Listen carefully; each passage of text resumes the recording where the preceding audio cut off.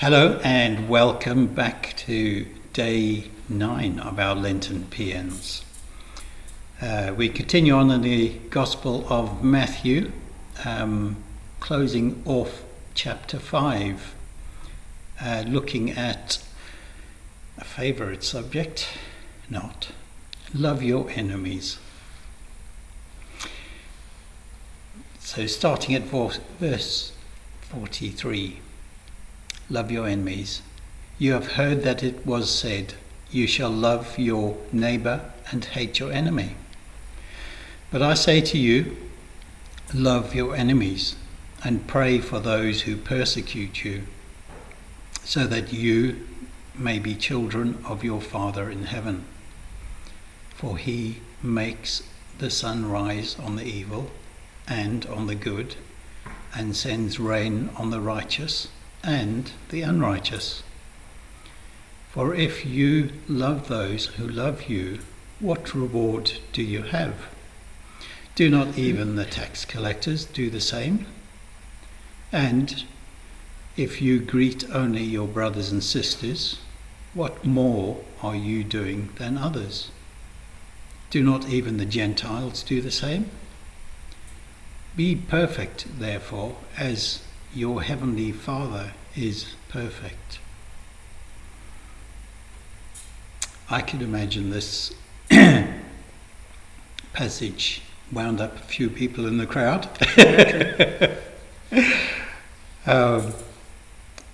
But it's a stark reminder of how much we allow our feelings to rule our lives and our tongues, as we said the other day.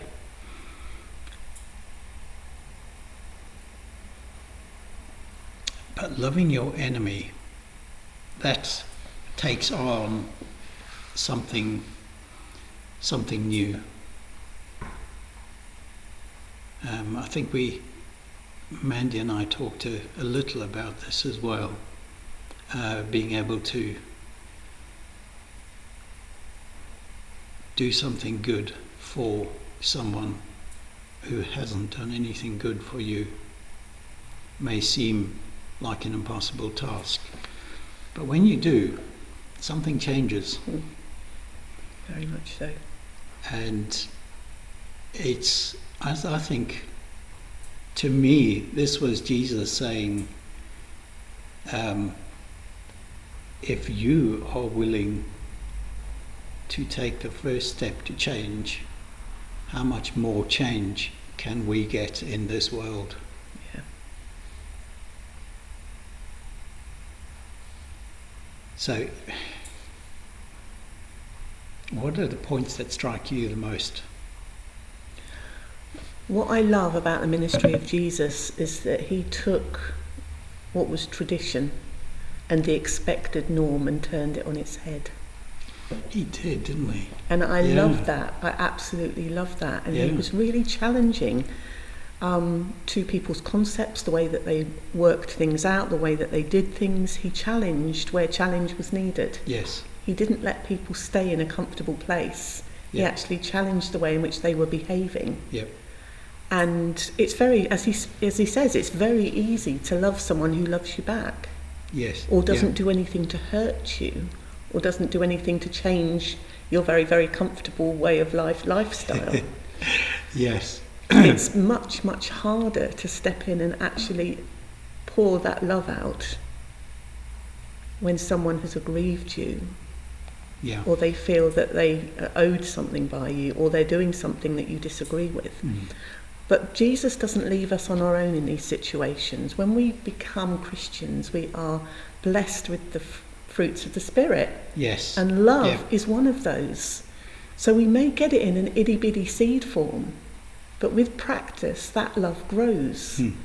And what is amazing is that someone who has grievously hurt you, or abused you, or has caused you harm, and you're saying, Lord, I cannot do that. I cannot love them back. And he's turning around and saying, yes, but you actually can in my strength. I have put that God-shaped love inside you so that you are able to love even the hardest people. Yeah. And I carry that with me because sometimes it is hard to love. Yeah. But God always gives you that strength to forgive and to love. I found that out back in 2019 when I spent most of the year in hospital. Some of the nurses were not overtly Christian, but if you told them that you believed in not so many words, they suddenly had a quite different respect for you.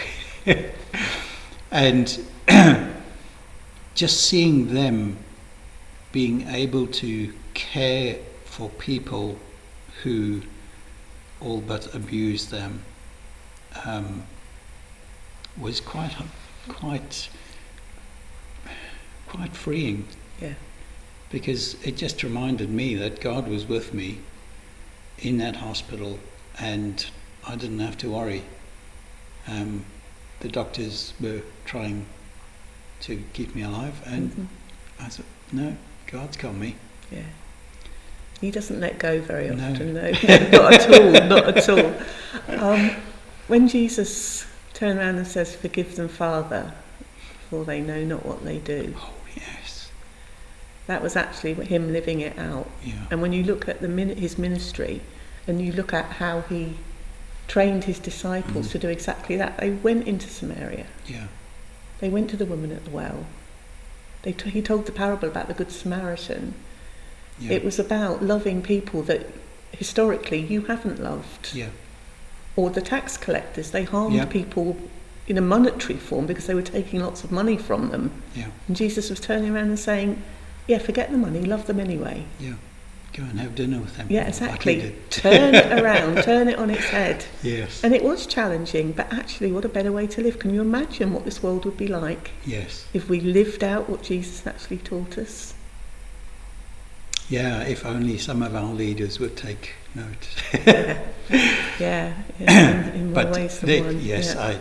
I just would not want to be in the position that some of them are in, where they're just caught between a rock and a hard place.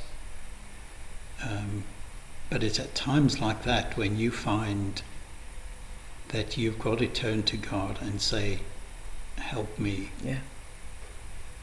And He will. Yeah. That's the best part. God doesn't give up, He doesn't go away, and His word does not change. We may change the translations it's written in, Yes. but actually His word is pretty rock solid. Yeah. So the two things I cling to are knowing that God is present and He's not going to let me go.